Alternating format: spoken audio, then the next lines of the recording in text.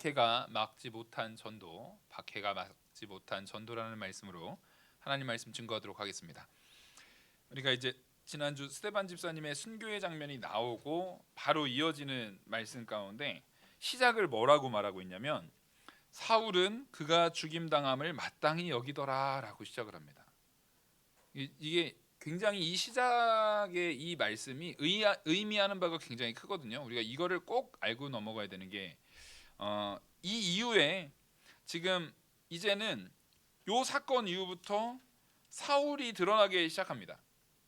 이 사건 이후에 오늘 8장은 사울의 악행에 대한 부분이 드러나고 또 이렇게 오늘 본문의 제목처럼 스데반 집사님의 순교가 있었음에도 불구하고 같이 집사 직분을 받았던 빌립 집사님의 전도의 여정이 계속 이어졌음을 보여주는 모습으로 우리가 성도의 생명을 뺏는다고 해서 복음 전도가 멈춰지거나 방해받지 않는다라는 것을 이 본문 전체적인 맥락에서 보여주고 있어요.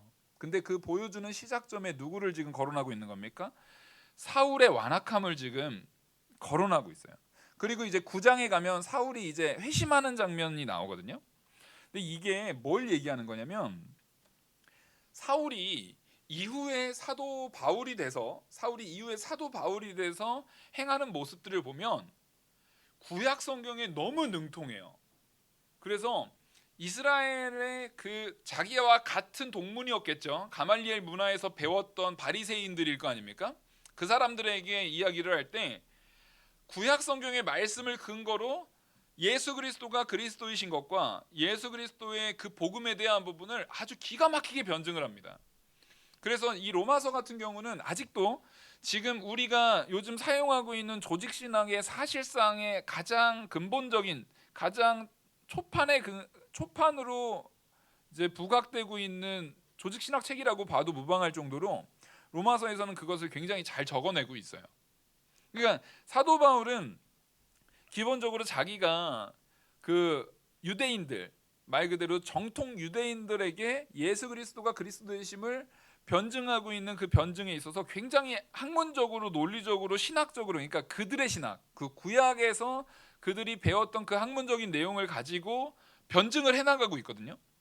그러면 우리가 볼 적에 야 바울은 워낙에 성경을 잘 알아가지고 회심됐지라고 생각하면 큰 오산이라는 거예요. 바울이 워낙에 이후의 내용을 보면 워낙에 변증을 잘하니까 구약 성경에 있어서 능통하고 통달해 있고 하니까 그래 저 정도로 정말 말씀에 대해서 철저하게 알면 저 정도로 박사처럼 딱 알면 그 사람이 회심되고 그래서 그 사람이 참 믿는 신앙인이 되지라고 생각하는 게 잘못됐다라는 거예요. 사울을 보십시오. 지금 스데반 집사님이 죽는 그 장면 가운데 스데반 집사님이 했던 그 설교의 내용이 이후에 사도 바울이 펼쳐나가는 복음의 전개, 사울이 펼쳐나가는 논리적 복음의 전개와 같아요.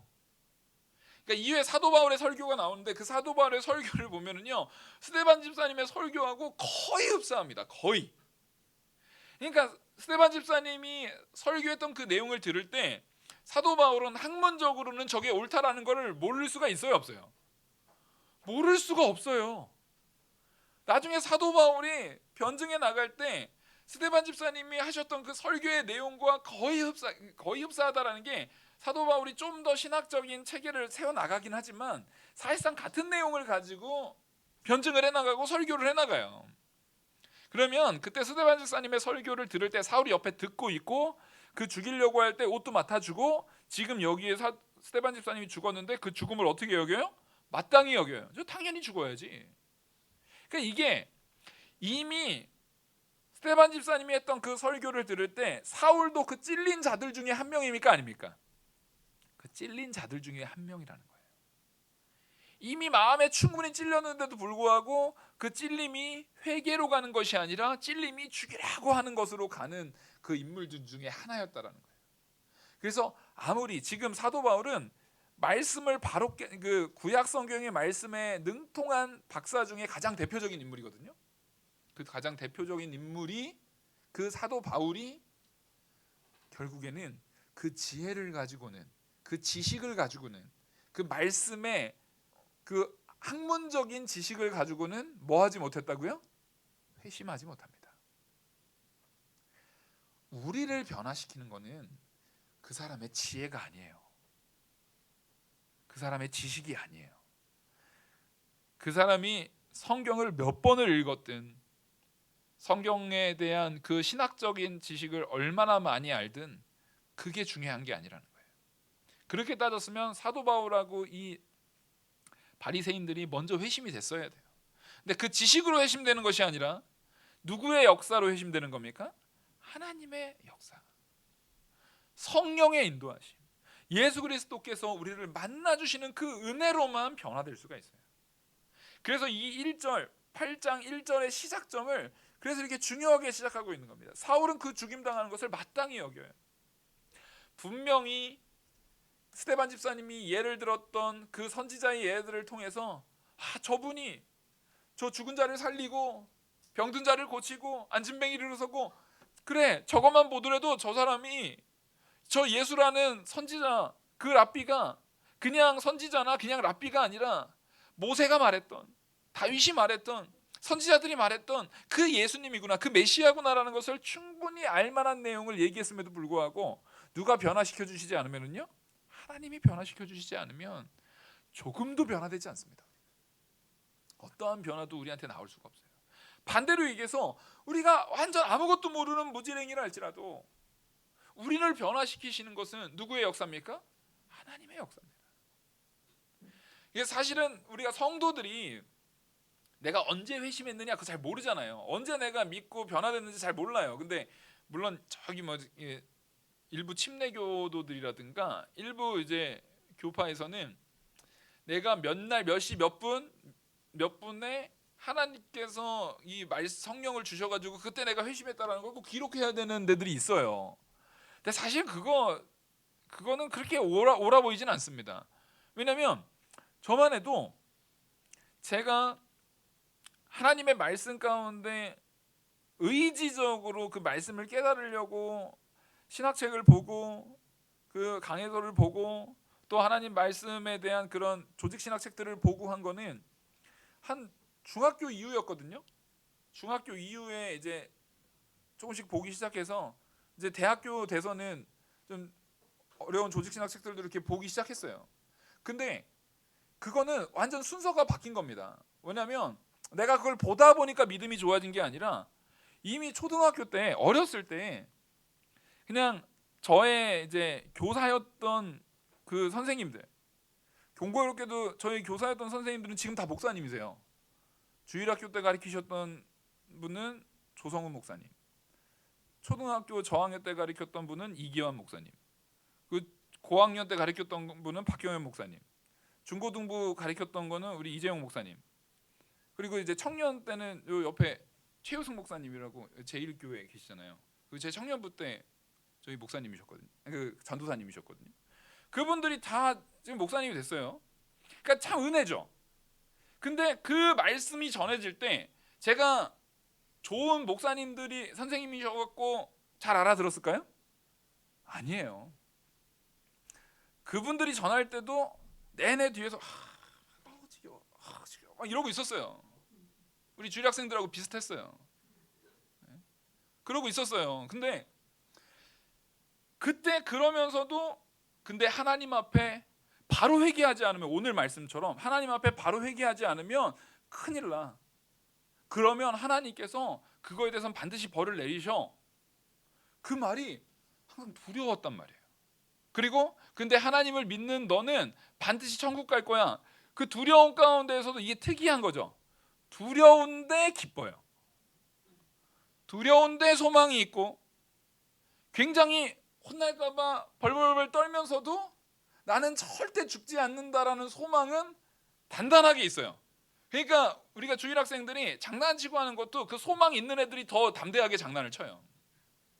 하나님께서 나를 붙드셔서 절대 나를 죽이시지 않는다라는 걸 내가 알거든. 그러니까 믿음 있는 애들이 가만 보면은 어렸을 때 믿음 있는 애들이 좀 더 이제 이렇게 심한 장난을 치는 경우가 있습니다. 근데 그 아이는 하나는 알고 둘은 모르는 거죠. 자기가 지금 목회의 길을 갈 수 있는 굉장한 굉장한 길을 걷고 있다라는 걸 지금 자기가 스스로 잘 모르고 있는 거예요. 근데 그런 친구들 보면은 이제 목사님도 그러다가 목회했어 이렇게 말해주고 싶어요. 그러니까 오히려 어렸을 때 가만히 장난 안 치고 이렇게 잘 듣던 분들, 그 교회 동생들 보면 지금 목사 된 사람이 한 명도 없어요. 걔네들은 훌륭하게 교회에서 잘 섬기는 집사님으로 이렇게 잘 섬기고 있어요. 보면 하나님께서 좀 하나님 보시기에 큰 변화의 역사를 보였던 좀 장난 많이 치는 사람을 더 목회자로 세우시는 것 같은 느낌도 있어요. 꼭 그런 건 아닌데 예를 들어서 그러는 거예요. 이런 것처럼 우리는 저만 해도 어렸을 때 내가 언제 변화된지 모르게 그 말씀들이 들어질 때 그냥 믿어졌단 말이에요. 그게 논리적으로 설명이 돼서 믿어진 게 아니에요. 그러니까 제가 아무래도 이제 젊은 목회자고 또 이제 전공한 것 자체가 또 이제 역사신학에 대한 부분을 또 공부를 했고 그러면서도 논리적으로 설명하려는 그런 성향적인 부분이 있다 보니까 제가 자꾸만 설교가 뭔가를 이렇게 따지고 논리적으로 설명하고 역사적인 상황을 얘기하고 막 이런 부분들이 있어서 여러분들이 오해하시는 것 중에 하나가 저 목사님은 믿음에 대한 부분을 합리적으로 설명을 해서 믿게 하려고 하시는 분인가 라고 하면은 큰 오산이세요. 저는 하나님께서 여러분들에게 믿음을 줬다라는 전제 안에서 그 믿음이 전혀 무식한 믿음이 아니라 굉장히 합리적이고 합당하고 귀한 생명의 말씀이라는 것을 효과적으로 설명하려고 하는 것뿐이지 이 설명을 통해서 여러분들이 믿음이 생긴다라고 생각하는 것은 전혀 없어요. 증거되는 말씀을 통해서 하나님이 어떻게 역사해서 그 안에서 믿음이 생기게 할 거에 대한 부분은 목회자에게는 책임이나 권한이 있습니까 없습니까? 전혀 없어요. 그러니까 여기서 중요한 건 권한도 없지만 무엇도 없어요? 책임도 없어요. 그래서 여러분들이 구원을 받느냐 못 받느냐의 책임은 저한테 있지는 않아요. 그럼 목사는 그런 책임이 하나도 없느냐? 아니죠. 근데 문제는 여러분들이 이미 다 예수 그리스도를 구주로 믿고 구원받은 성도인 줄 믿습니다. 아멘? 아멘. 그러니까 여러분들은 믿는 성도이기 때문에 그 믿는 성도를 바로 자라게 하는 데에는 목회자가 책임이 있어요 없어요? 거기에 책임이 있어요. 그러니까 목회자가 훨씬 더 많이 기도하고 무릎 꿇고 애를 써야 되는 거예요. 그러니까 여러분들을 구원시키는 데는 제가 책임이 없으니까 거기선 자유로울 수 있어도 이미 하나님께서 변화시킨 여러분들이 그 믿음에 합당하게 구원을 이루어 나가는 자라나는 믿음을 세워나가는 데서는 반드시 목회자가 책임이라고요. 그래서 여러분들이 이제 신앙생활 가운데 순종하지 않는 요소들이 나타난다거나 부족한 부분들이 나타난다거나 하면은 그분들에게도 말씀을 전하고 우리가 다 같이 기도하고 해야겠지만 이 교회 안에서 누가 제일 많이 기도해야 됩니까? 목회자 책임이에요. 우리가 자꾸만 교회 안에서 책임을 전가하려고 하면 안 돼요.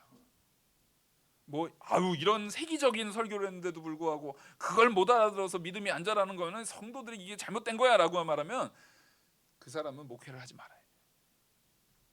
성도들의 책임 이전에 하나님께서 기름 부어서 세워서 말씀 증거했을 때는 그 목회자의 책임이 있어요.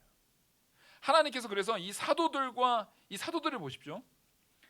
그 바로 이어서 그날에 예루살렘에 있는 교회에 큰 박해가 있어. 이제 스데반 집사님이 죽고 나서 박해가 엄청 심했거든요. 엄청 심한 박해가 일어났어요.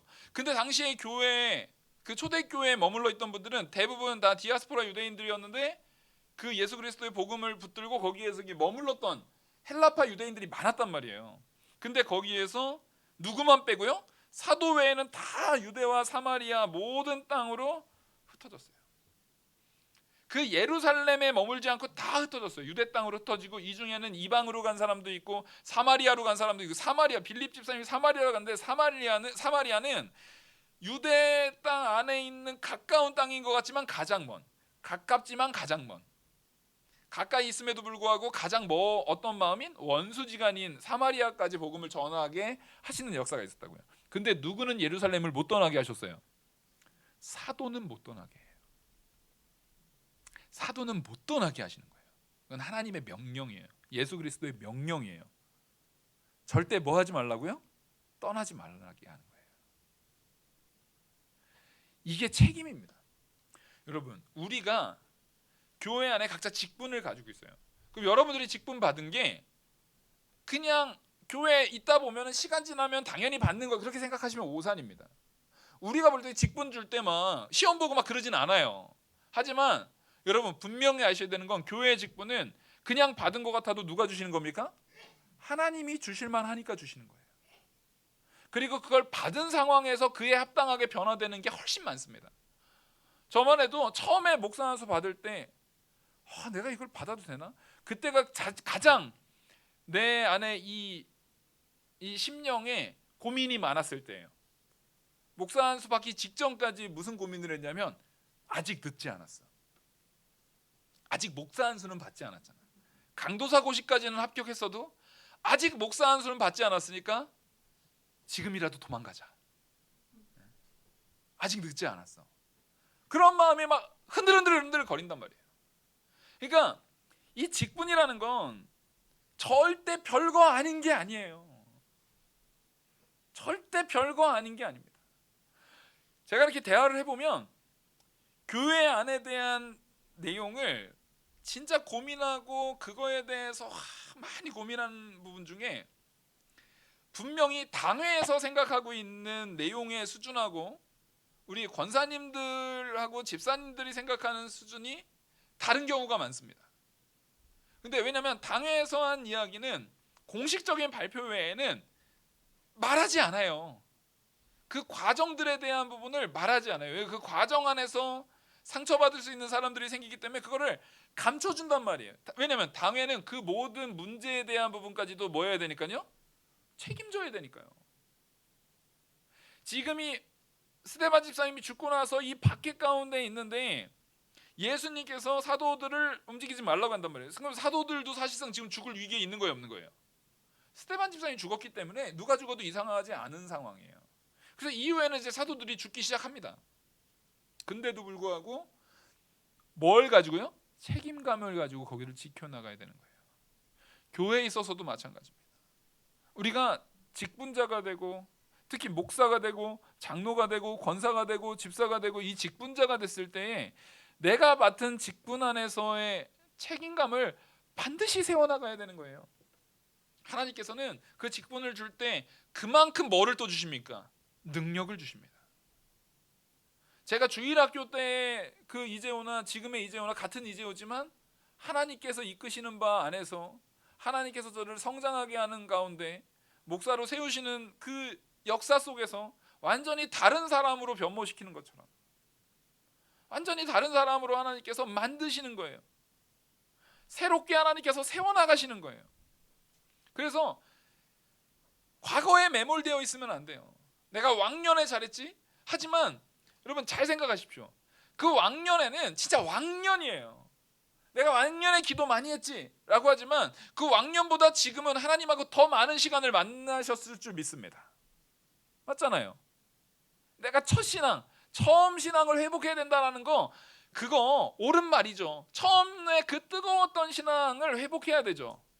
근데 처음에 그 뜨거웠던 신앙을 회복한다는 얘기는 처음에 노련하지 못했던 모습까지도 회복하라는 얘기예요? 아니에요.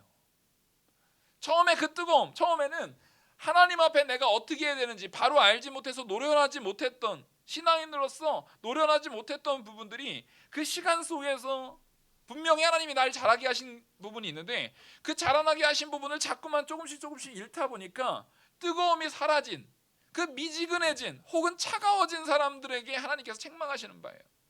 그러면 거기에서는 내 노련함을 확보하는 상태에서 뜨거움을 회복하라는 거지. 다시 옛날로 돌아가서 그때처럼 그때는 노련하지 못해가지고 직설적으로 막 얘기하는 막 그런 모습들이 있단 말이에요. 젊었을 땐 더 직설적이게 됩니다. 그러면 그게 다시 옛날로 돌아가서 너 그렇게 하는 거 죄야. 너 그렇게 하는 거 막 직설적으로 열정을 가지고 막 판단해가지고 교회를 초토화시킬 거예요. 다시 아니에요. 뜨거움이라는 것은 노련함은 유지하되 하나님께서 나를 더 자라나게 하시는 그 노련함 속에서 하나님을 더 사랑하는 사랑을 발견하는 거예요.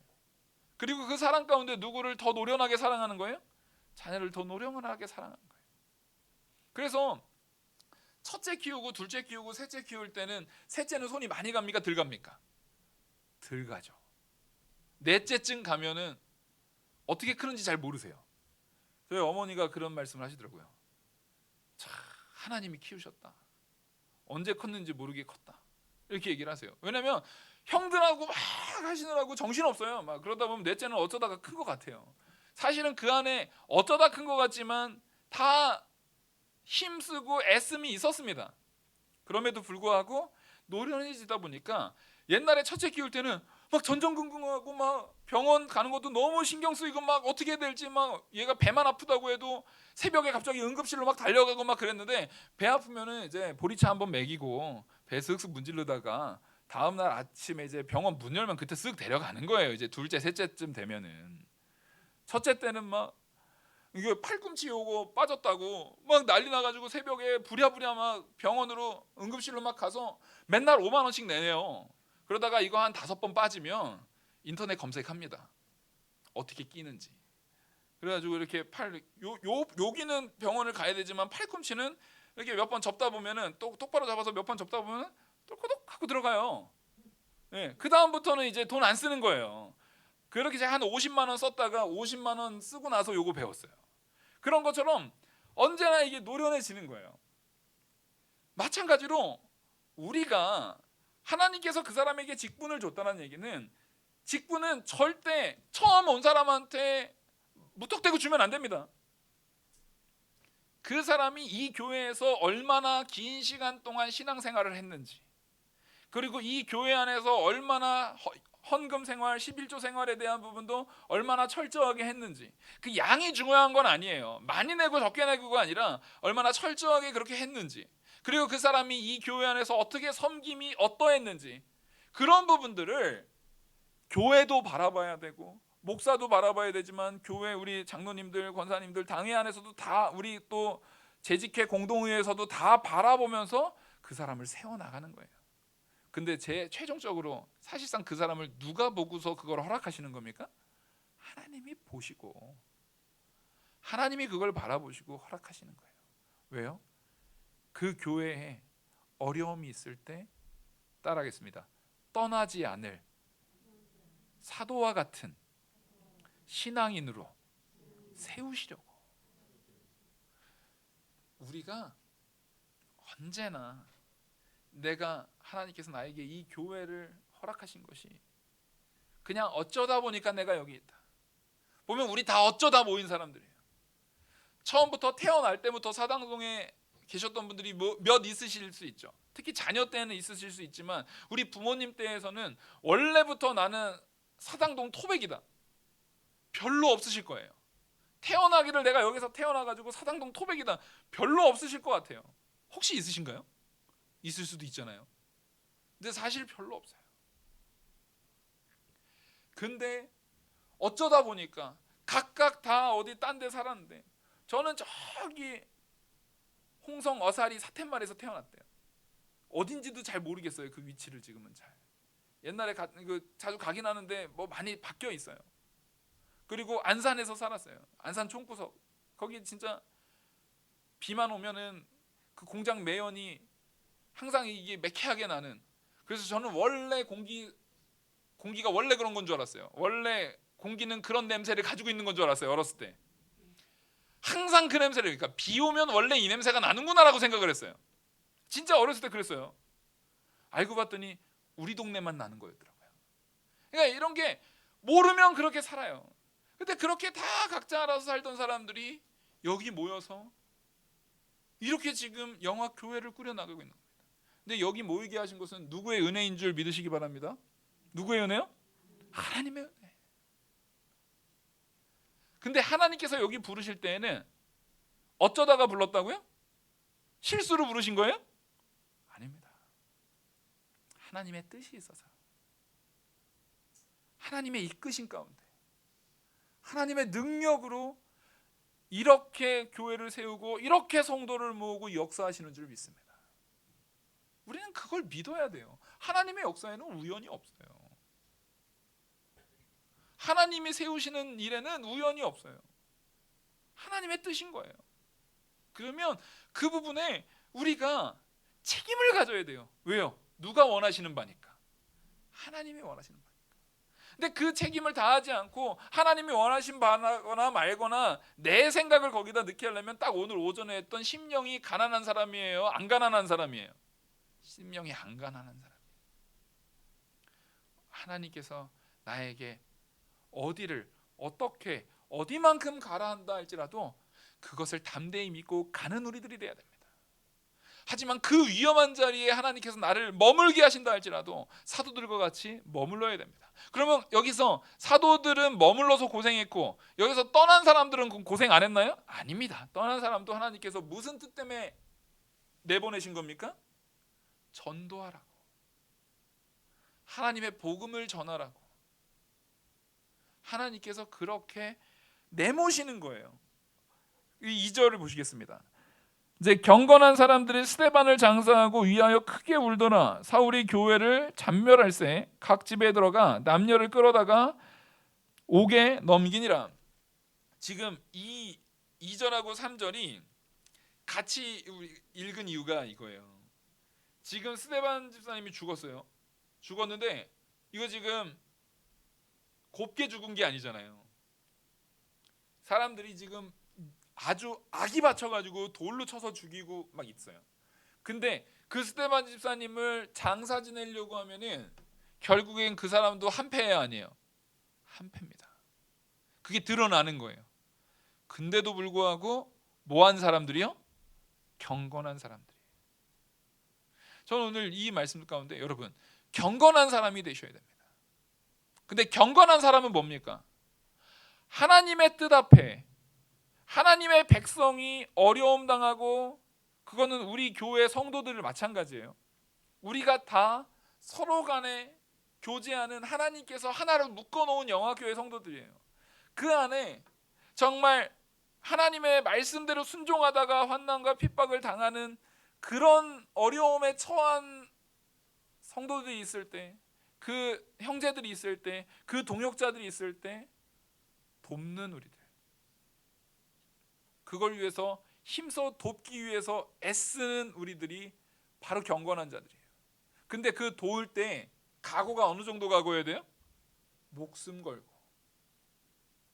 스데반 집사님을 잡아 죽인 사람들이 그 장사 지내려고 모인 사람들, 그건 스데반 집사님하고 제일 가까운 사람들 아니에요. 그런 원수와 같은 사람들을 죽여도 전혀 이상할 게 없는 상황이에요. 근데도 그 경건한 사람들이 두려워하지 않고 장사 지내며 크게 울어주는 그 모습, 저는 이게 참된 교회의 모습이라고 생각합니다. 이게 참 교회예요. 우리 안에 성도들 가운데 누가 힘든 상황이 있으면 진짜 같이 아파하셔야 됩니다. 같이 기도해야 되는 거예요.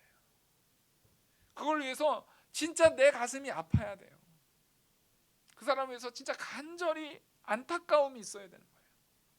근데 그런 상황 가운데 또 사울이 나오죠. 또 사울은 그런 지금 이런 하나님의 사랑이 넘쳐나고 있는 모습과 바로 뭘 대비시키고 있어요? 지금 스데반 집사님을 장사 지냄으로 자기가 위험함을 무릅쓰고 잡혀서 감옥에 갇히고 고문을 당하고 혹은 죽을 수도 있는 상황을 무릅쓰고 거룩하여서 경건한 사람들이 그를 장사 지내는 사람이 있는가 하면 바로 그 다음에 사울은 그 경건한 사람들, 지금 딱 스데반 집사님 장사 지내줬던 이 경건한 사람들을 어떻게 하는 거예요? 집까지 찾아가서 강제로 끌어다가 감옥에 가둬버리는 사람인 거예요. 어떻게 이게 가능합니까? 군사력을 동원한 거예요. 사울이 청년 혼자 가가지고 막 그 집까지 쳐들어가가지고 문 열고 사람들 끌어낼 수 있어요? 아니에요. 지금 이거는 당시에 종교 지도자였던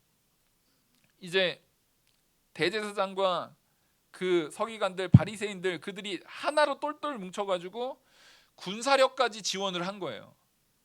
그래서 가택을 여기가 기독교인의 집이다라고 하면은 강제로 쳐들어가는 겁니다. 지금 강제로 쳐들어가서 그들을 끄집어내 가지고 감옥에 가둬버리는 일까지 사울이 지금 하고 있는 거예요. 이걸 지금 대비시켜 보여주고 있는 겁니다. 보십시오. 스데반 집사님은 자기를 향해서 돌을 쳐서 죽이려고 하는 사람들까지도 뭐합니까? 용서하고 저들을 불쌍히 여겨달라고 하는 거예요. 그거를 성도들은 보고 그 신앙의 귀한 신앙의 모습을 배우고 닮아서 계승하면서 자기의 죽음도 무릅쓰고, 누구처럼요? 스데반 집사님처럼 죽음도 무릅쓰고 경건한 자들이 그들을, 그 고통 가운데 있는 스데반 집사님의 장례니까 그 스데반 집사님과 그 가족들까지도 품고 위로하는 거예요. 내 환난, 내가 당할 수 있는 어려움을 각오하고. 근데 아직 그리스도로 변화되지 않는 사울은 분명히 그 설교를 듣고 그 말씀에 분명한 찔림을 받았음에도 불구하고 여전히 뭘 하고 있는 거예요? 더 악이 받쳐서 이젠 군사까지 동원해서 집집마다 찾아다니면서 말 그대로 문도 부시고 들어갔을 것 같아요. 잡아다가 감옥에 갖는 일을, 가둬버리는, 감옥에 넘겨버리는 일을 하고 있는 겁니다. 여기서 잘 아셔야 되는 게, 사도 바울의 직업이 뭔데요? 학생이에요. 가말리엘 문화에서 배우고 텐트 이게 하는 기술을 가지고 있는 사람이에요. 그러니까 실제적으로 군사입니까? 아니에요. 지금 뭐냐면 자기 일도 아닌데 솔선수범해서 나가서 기독교인들을 박해하고 있는 거예요. 근데 우리는 반대로 불신자들이 이렇게 열심히 기독교에 대해서 박해하는 모습들은 우리는 아주 흔하게 볼 수 있습니다. 근데 성도인 우리는 저 믿지 않는 사람들이 볼 적에도 진짜 열심히 있다 싶을 정도로 우리가 열심히 합니까? 오히려 사람들한테 욕 안 먹고 좋은 교회 하면 어떤 교회예요? 누가 보더라도 별로 활동이 없고 열심히 없고 있는 둥 없는 둥. 이 안 믿는 사람이 같이 지내다가 교회 다녔어? 라고 하는 그런 성도들이 많이 있는 교회. 요즘은 그런 교회가 좋은 교회래요. 믿지 않는 사람한테도 불쾌감을 주지 않으면서, 믿지 않는 사람들에게 불쾌감은 뭐예요? 예수 그리스도를 철저하게 믿으려고 하면 그 사람들은 불쾌한 거예요. 예수님만이 구원의 유일한 길이라고 말하면 불쾌한 거예요. 우리는 그게 복음이잖아요. 근데 우리는 예수 그리스도만이 유일한 구원의 길인 줄 믿으십니까? 아멘? 저 그걸 믿습니다. 예수 그리스도만이 유일한 구원의 길이에요. 근데 그거 얘기하면 믿지 않는 사람들은 뭐라 그래요? 왜 이렇게 독단적이야? 왜 이렇게 폐쇄적이야? 교회는 왜 이렇게 자기들만 맞대? 그렇게 생각하는 사람들에게 아유, 선생님 생각도 맞고 우리는 우리대로 이거 믿는 거고요. 선생님 생각도 맞고 그렇게도 천국 갈 수 있고 이렇게도 천국 갈 수 있죠. 라고 말하면 그분들이 그래도 저 목사님은 합리적이네. 아유, 저 목사님은 그래도 생각이 깨어있네. 깨어있는 목사. 저는 덜 깬 목사 되겠습니다. 그게 깨어있는 목사가 아니라 머리가 깨진 목사예요. 불신자가 더 좋아하는 교회를 세우는 거는 복음이 전해지지 않고 있다는 얘기예요. 하나님의 말씀이 바로 세워진다고 하면은 그들이 좋아할 수가 없어요. 그들이 돌을 들고 스데반 집사님을 치려고 하는 것처럼 미워할 수밖에 없어요. 근데 우리는 자꾸만 무언가 다 포용하면, 다 합리적으로, 당연히 우리는 이 말씀에 대한 교리를 말 그대로 내가 포기하고 하나님의 진리를 왜곡시키면서 진리를 뭐 이런 진리 우리는 그걸 믿긴 하는데 안 지켜도 상관없고 이런 식으로 진리를 타협해서 포용하는 게 아니에요. 우리는 포용해야 됩니다. 맞아요. 우리는 마땅히 포용해야 합니다. 근데 포용한다 할지라도 어떻게 포용해야 되는 거예요? 우리의 진리는 세워나가고 그 사람들이 우리를 해코지한다 할지라도 스데반 집사님처럼 사랑으로 포용하는 거지, 진리를 왜곡시켜서 그들하고 같이 묻어나가는 포용을 하는 게 아니에요. 이래도 흥 저래도 흥, 이래도 맞고 저래도 맞고, 그런 진리가 어디 있습니까? 그건 진리가 아니죠. 그래서 우리는 반드시 포용해야 합니다. 사랑으로요. 하지만 그 사랑으로 포용할 때 진리는 타협해서는 안 돼요. 진리는 세워나가다가 돌에 맞아 죽을 상황이 되면 죽는 거예요. 근데 죽으면서도 그 사람들을 저주하는 게 아니라 그 사람들을 품는 거예요. 그게 포용인 거지. 그게 기독교가 해야 될 포용인 거지. 그게 기독교가 해야 될 사랑의 가치인 거지. 복음을, 진리를 그냥 다 섞어가면서 다 포용하면서, 그래도 우리 목사님은 뭐 하나도 막 되게 굉장히 포용적이고 굉장히 이 복음에 있어서 다 그냥 열려 있으신 분이야 라고 하면은 진짜 그 가슴이 아파요. 제가 지난주에도 말했지만 성도면 성도다워야 돼요.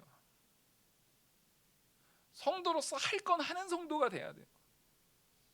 성도로서 지킬 건 지키는 성도가 돼야 돼요.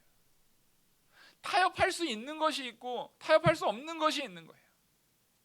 타협하지 말아야 되는 거에 있어서는 절대 타협하지 않아야 되는 거예요. 그게 성도입니다.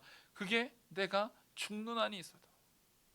그렇게 하나님께서 이 사도행전에 스데반 집사님이 죽고 난 다음에 그 사람들이 사울이 이렇게 막 집집마다 하면서 하니까 그 가운데도 포용하지 그 가운데서 타협하지 않고 뭐 합니까? 복음을 증거하기 위해서 하나님께서 거기서 떠나게 하십니다. 지금 이거는 사실상 하나님께서 일부러 복음을 전하게 흩으셨다가 맞아요. 흩으셨다가 맞아요.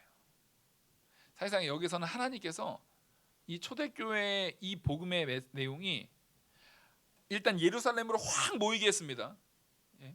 성령 오순절 성령 강림일에 각 지역에 있었던 사람들을 예루살렘으로 확 모이게 해서 여기에서 바로 하나님께서 아주 강력하게 성령으로 역사하신 다음에 이 스데반 집사님의 사건을 필두로 해서 어떻게 합니까? 각 세계로 뻗어나갈 수 있는 복음이 되게 하려고 팍 흩으셨어요. 우리 한국이 꼭 그래요. 우리 한국이 도대체가 복음이 들어올 수 없는 그 조선시대에서 선교사들이 들어오면 막 잡아 죽이고 저거 애기들 잡아먹는다 귀신 들렸다 막 해가지고 막 잡아 죽였던 그 조선이 대한민국이 되면서 복음으로 꽉꽉 모였습니다. 갑자기 막 폭발적으로 늘어났어요.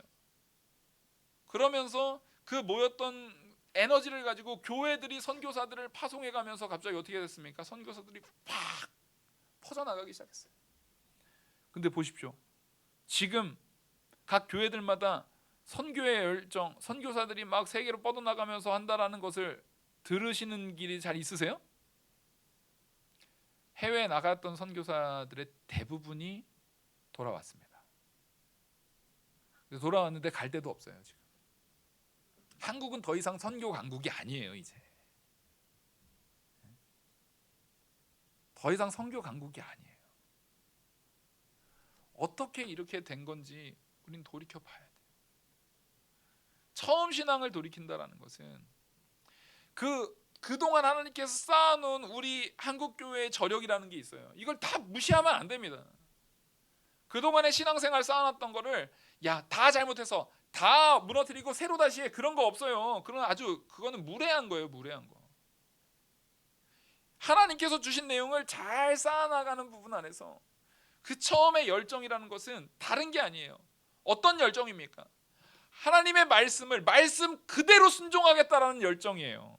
우리가 지금 잃은 건 뭐냐면요, 내 편이 내가 살고 싶은 사람들한테 내가 이렇게 신앙생활하면 사람들하고 불편해지는 그런 것들. 대표적인 게 주일성수 같은 것들이죠. 그리고 대표적인 게 말 그대로 정직하게 하는 부분들. 뭐 이번에 LH 그거 막 보면은 그 사람들 회사 다니면서 직원들이 그렇게 막 땅을 그렇게 할 수가 있나요? 그 중에 저는 간절히 바라기는 제발 성도는 없기를 바래요. 제발 성도는 없길 바래요. 그리고 우리 교회 성도님들도 직장 생활하면서 그런 유혹들이 있다 할지라도 내가 정말 성도로서 절대 그런 거에 마음을 갖지도 마셔야 돼요. 왜 직장 생활하는 것을 자기 사익을 위해서 그것을 이용합니까? 그걸 미련해서 지혜로우니까 그 사람들은 이용한 거고, 요즘은 정직해서 그거 이용 안 하면 그 사람들은 좀 미련한 사람이라고 치부되는 시대가 됐다면요, 시대를 버리세요. 차라리 그걸로 미련한 사람이 되세요. 하나님의 말씀을 세워나가기 위해서 마땅히 내가 하지 말아야 될 짓에 대해서는 하지 말아야 되는 거예요. 그것이 내가 그 자리에 머무는 것이 죽는 자리여도 차라리 죽을지언정 그 자리에 머물러야 되는 거고, 지금 빌립 집사님이 어디로 갑니까? 사마리아로 갑니다. 사마리아로 가면 거기 위험한 동네예요? 괜찮은 동네예요? 위험한 동네입니다. 이스라엘 백성들을 원수처럼 생각하는 동네. 하물며 예수님이 잡아 죽게 됐다는 소문이 사마리아에 안 퍼졌을 리가 없어요. 가까운 동네예요. 거기서 장사를 하는 사람들은 왔다 갔다 했거든요. 그러니까 예수님께서 죽게 된 사건은 당시 그때에 아주 굉장한 큰 사건이었기 때문에 사마리아도 다 알아요. 거기서 예수를 전한다?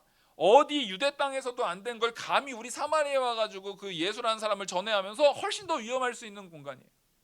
근데 그곳에 가서 빌립 집사님은 담대하게 말씀을 전합니다. 다른 거 전한 게 아니에요. 5절 빌립이 사마리아 성에 내려가 그리스도를 백성에게 전파하니 나중에 일어나는 표적들은요 그 차후 문제예요. 사람들 병 고치고 하는 건 그 다음 문제고, 빌립 집사님이 가서 먼저 했던 건 뭡니까? 그리스도를 증거한 겁니다. 그리스도를 증거하다 보니까 그런 이적들이 드러난 것뿐이에요. 하나님께서는 필요에 따라서 드러나게 하기도 하시고 필요가 없을 때는 드러나지 않게 하시는 경우가 있는 거예요. 근데 드러났으니까 성공한 사역이고 드러나지 않으면 성공한 사역이 아닙니까? 아닙니다. 무조건 복음을 증거하면 그게 하나님이 원하시는 사역이에요. 복음을 증거하다가 스데반 집사님처럼 죽든 아니면 빌립 집사님처럼 그들에게 큰 기쁨을 주든 뒤에 나타나는 결과는 중요한 게 아니에요. 그리스도를 증거했냐 안 했느냐가 중요한 거예요. 예루살렘의 박해가 스데반 집사님의 전도를 막지 못했습니다. 그 돌로 쳐서 죽이는 것이 스데반 집사님의 증거를 막지 못했어요. 그들의 그 완악한 패역함으로 스데반 집사님을 악으로 죽이는 것이 스데반 집사님의 그들을 향한 사랑을 막지 못했어요. 마찬가지로 예루살렘에 거하고 있는 사도들이 예루살렘에 그냥 가만히만 있었겠어요? 복음 증거했겠어요? 그 공포가 예루살렘에 거하면서 복음 증거하는 사도들의 책임감, 하나님의 복음을 증거하기 위한 책임감을 막지 못했어요. 또한 스데반 집사님의 동료 집사님이었던 빌립 집사님이 더 위험할 수 있는 사마리아로 가서 복음을 증거하는 그 증거를 막지 못했어요. 근데 그 결과는 다 달라요. 스데반 집사님은 죽었고 사울은 여전히 패역함으로 그들을 잡아 죽이려고 애를 쓰고 있고, 또 그 사도들은 거기에서 머물면서 복음을 증거하면서 근데 하나님께서 아직은 하나님의 때가 아니어서 생명을 연명시켜주고 있고, 그리고 빌립 집사님은 도저히 복음이 증거될 거라고 믿지 못했던 사마리아 땅에서 복음을 효과적으로 증거하고 있고, 거기서 그들에게 예수 그리스도를 증거됨으로 기쁨이 나타나고 있고, 이런 일들을 우리는 알지 못해요. 하지만 누구는 아십니까? 하나님이 그렇게 역사하고 있는 것뿐이에요. 여러분, 오늘 이 말씀처럼 우리의 삶 가운데 이 코로나로 인해서 교회가 박해를 받는다 할지라도, 모임이 제한이 된다 할지라도, 적어도 무엇만큼은 무너지면 안 돼요? 우리의 마음만큼은 무너지면 안 돼요. 그리고 우리 솔직히 방역수칙 잘 지켜나가면서 충분히 예배드릴 수 있습니까? 없습니까? 충분히 예배드릴 수 있잖아요. 아니, 이거 하나님께서 우리에게 주신 큰 은혜인데 그거를 우리가 받아 누리지 못한다면, 오히려 코로나를 핑계로 예배에 있어서 자꾸 멀어지려고 하고 코로나를 핑계로 예배에서 자꾸만 벗어나려고 한다면 그 스스로 회개해야 될 일이지 그 국가 탓할 일이 아니에요. 지금 얼마든지 하나님 앞에 예배 드릴 수 있는 열심을 우리가 낼 수 있어요. 근데 사실은 누가 못 내는 겁니까? 내가 못하고 있는 건 아닌지 돌이켜 보셔야 돼요. 내가 그 앞에 바로 서고 있지 못하는지 돌이켜 보셔야 돼요. 아니, 정말로 집 앞에 경찰들이 다 일일이 서가지고 영화교회 교회 붙어 있는 집집마다 경찰들이 들러서가지고 교회 가면은 잡아갈 겁니다. 그러면 그때는 어떻게 하실 거예요? 그때는 어떻게 하실 거예요? 비대면 예배로? 네. 비대면 예배로? 오히려 지금 믿음을 써야 그 상황에도 담대하게 나와서 예배드릴 수 있는 거예요. 물론 하나님께서 은혜 주시는 우리 대한민국에서는 그런 일이 있지 않습니다. 지금 북한도 아니고 우리나라에선 그런 일이 있을 일 없어요. 하지만 예를 들면 그런 상황 가운데서도 우리는 뭘 붙들어야 됩니까? 하나님의 말씀이 내 모든 삶의 기준이 되어서 어떠한 박해가 온다 할지라도 이 시대 사도행전의 8장의 말씀의 시대와 같이 어떠한 박해가 있다 할지라도 하나님께서 나에게 거저 주신 은혜의 믿음 붙들고 그것이 내 삶의 모든 것의 기준이 되어서 말씀을 위해서 나를 희생해 나가는 참 성도 되기를, 그래서 그 믿음 가지고 성도를 사랑해 나가면서 정말 내 책임을 다하는 책임감 있는 성도 되기를 간절히 소망합니다. 기도하시겠습니다. 은혜와 사랑이 많으신 하나님 아버지, 우리가 하나님 앞에 책임감 있는 성도, 책임감 있는 직분자, 책임감 있는 하나님의 자녀되게 이끌어 주시옵소서. 그래서 성도가 성도로서 마땅히 해야 될 일을 하는 자들 되게 하시고 하나님께 영광 돌리는 것에 부족함이 없는, 하나님으로 즐거워하는 것에 다른 것보다도 더 즐거워하는 성도 되게 세워 주시옵소서. 이 모든 말씀 살아계신 우리 주 예수 그리스도의 이름으로 기도 올리옵나이다. 아멘.